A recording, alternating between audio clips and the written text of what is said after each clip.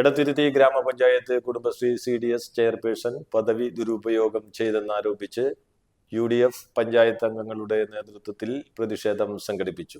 LDF സ്ഥാനാർത്ഥിയുടെ തെരഞ്ഞെടുപ്പ് കൺവെൻഷനിലേക്ക് കുടുംബശ്രീ അംഗങ്ങൾ നിർബന്ധപൂർവ്വം പങ്കെടുപ്പിക്കണമെന്ന് ആവശ്യപ്പെട്ടുകൊണ്ട് സോഷ്യൽ മീഡിയയിലൂടെ നിർദ്ദേശം നൽകിയത് ചട്ടലംഘനമാണെന്ന് UDF അംഗങ്ങൾ ആരോപിച്ചു. ഇത് സംബന്ധിച്ച് ജില്ലാ കളക്ടർക്ക് പരാതി നൽകിയിട്ടുണ്ടെന്ന് പ്രതിഷേധക്കാർ പറഞ്ഞു.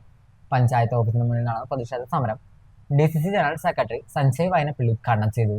പഞ്ചായത്ത് അംഗം MU ഉമറുൽ ഫാറൂഖ് അധ്യക്ഷത വഹിച്ചു. പഞ്ചായത്ത് അംഗങ്ങളായ PK Hamza, PS Shah Jahan, Shaji കണ്ണങ്കിലത്ത്, KA Muhammad Nabeel, Congress മണ്ഡലം പ്രസിഡന്റുമാരായ TK പ്രകാശൻ, PD സജീവ്, നേതാക്കളായ PP സലീം, TA നാസിമുദ്ദീൻ, വനിതാ ലീഗ് ജില്ലാ ട്രഷറർ സാജിദ പുതിയ വീട്ടിൽ, രാമകൃഷ്ണൻ തുടങ്ങിയവർ സംസാരിച്ചു.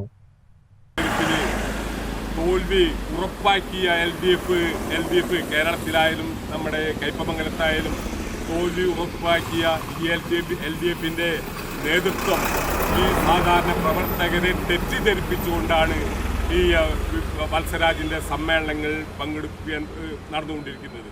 നമുക്കറിയാം, നമ്മുടെ മുഖ്യമന്ത്രി പിണറായി വിജയൻ വളരെ മ്ലേച്ഛകരമായ പദങ്ങളാണ് ഓരോ ദിവസങ്ങളും പറഞ്ഞുകൊണ്ടിരിക്കുന്നത്. കേരളത്തിൽ തന്നെ ഏറ്റവും സമുന്നതനായ കമ്മ്യൂണിസ്റ്റ് ആശയത്തിൽ ഇപ്പോഴും വിശ്വസിക്കുന്ന ശ്രീ G സുധാകരനെ ചെറ്റ എന്നാണ് അദ്ദേഹം അഭിസംബോധന ചെയ്തത്.